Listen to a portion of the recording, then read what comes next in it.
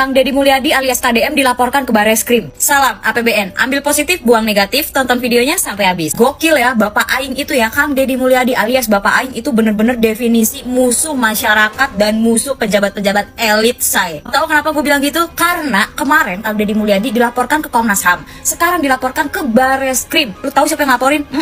Adel Setiawan. Kami melaporkan Gubernur Jawa Barat Deddy Mulyadi ke Bareskrim Polri terkait dengan kebijakannya yang menempatkan anak-anak bermasalah dalam perilaku ke dalam barak militer. Beberapa waktu yang lalu kami sudah lapor Komnas HAM.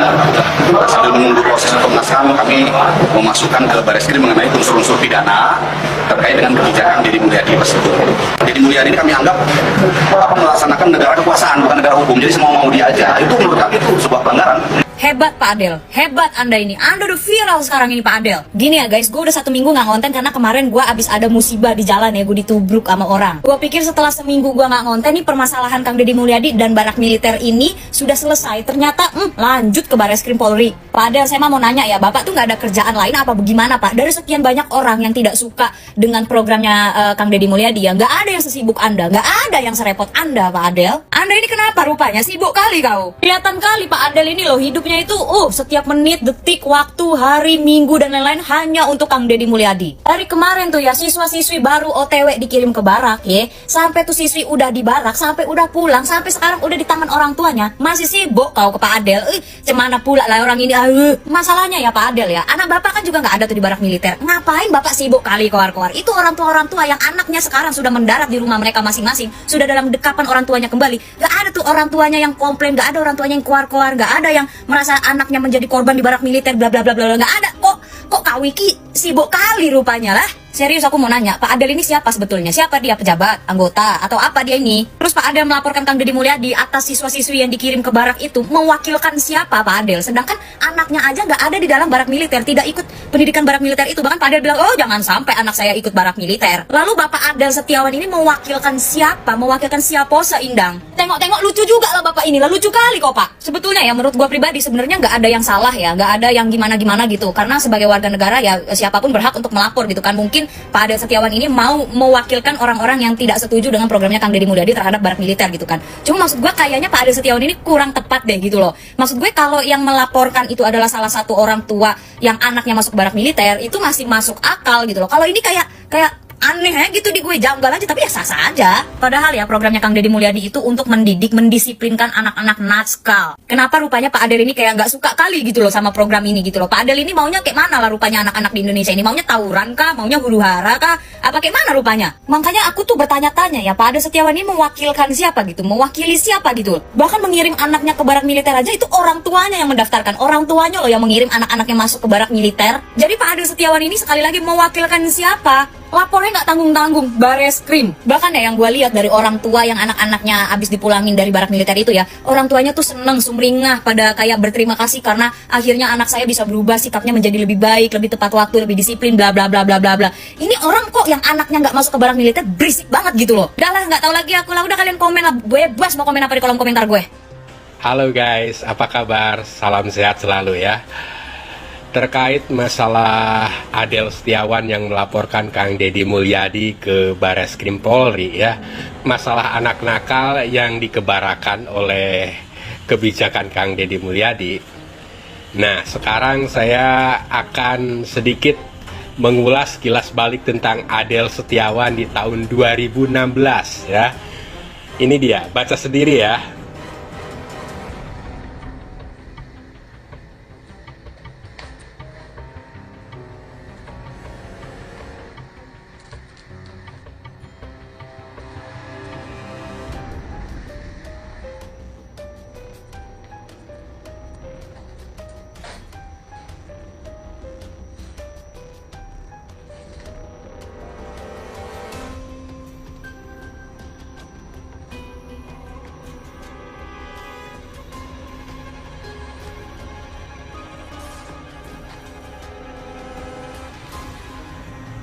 Nah, Anda juga bisa melihatnya langsung di tayangan video Kompas TV di YouTube-nya ya. Ini linknya ya, kalau nggak percaya nih.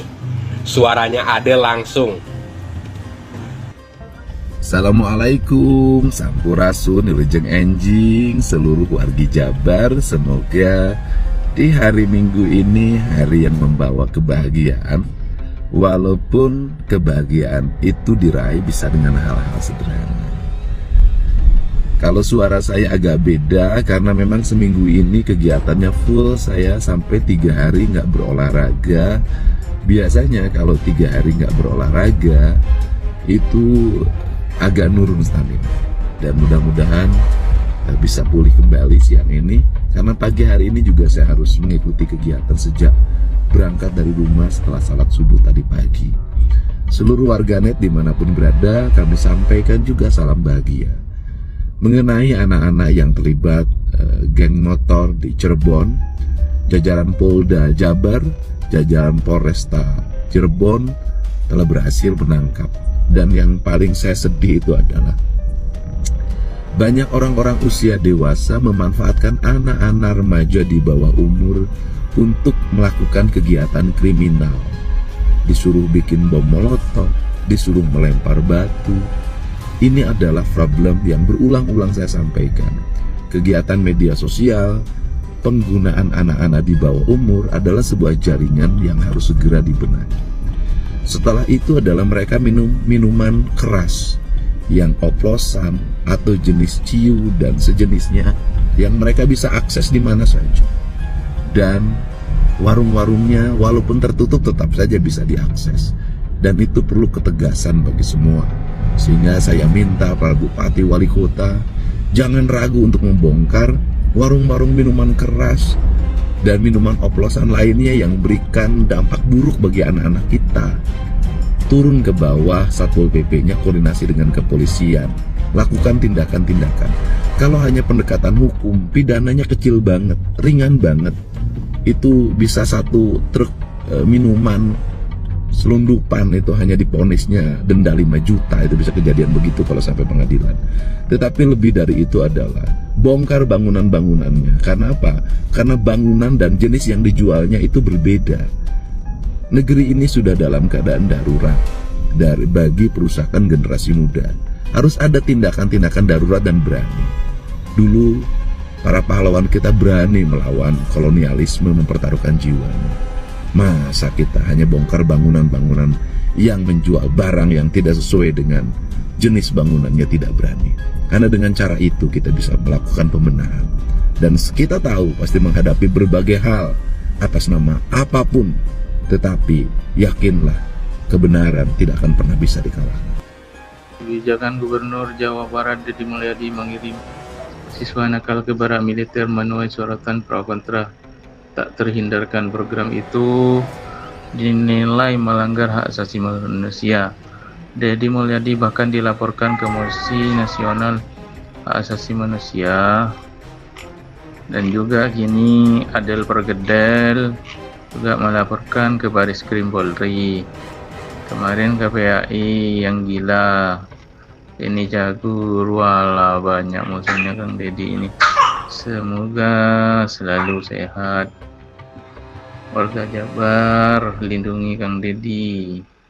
Kasihan KDM, orang baik. Saya paparin, dari mana orang tua memperoleh uang untuk outing kelas anaknya, untuk jaket anaknya, untuk cicing gelas ya aing keur ngomong. Kemudian untuk biaya studi tour anaknya pinjem di koperasi simpan pinjam, pinjem di pinjol, pinjem di bank emok, pinjem di bank keliling, pinjem di NBK, pinjem di bank Pancasila. Itu ada grupnya Pak tiap desa Pak. Jadi kalau dulu ada grup komunitas ibu-ibu ke sawah, ke kebon, hari ini komunitas ibu-ibu pengelola dana rentenir per RT 15 orang perkumpulannya. Mereka tiap hari berkumpul. Kemudian nanti mereka disumpah kalau pinjam, aku berjanji. Kemudian bagaimana mereka menutupi bank emok? Maka pinjam bank keliling. Bagaimana menutupi bank keliling? Pinjam bank NBK. Bagaimana menutup ini lagi? Pinjam ini. Jadi satu orang memiliki pinjaman di 7 sumber pembiayaan renten. Saya kemarin dikejar-kejar oleh seorang bapak yang menangis. Rumahnya mau disita. Anaknya waktu itu pergi studi tour, mengeluarkan 5 juta, pinjam ke koperasi Eksis. Dan hari ini berubah menjadi 45 juta, tidak sanggup bayar, rumahnya mau disita. Di Tasikmalaya ada seorang ibu tidak bisa masak karena LPG-nya 3 kilogramnya disita. Ini harus diselesaikan. Tetapi dari sisi mentality buruk, mentalitas rakyat kita, kalau dikasih pinjaman lewat BUMDes, dana bergulir tidak bayar.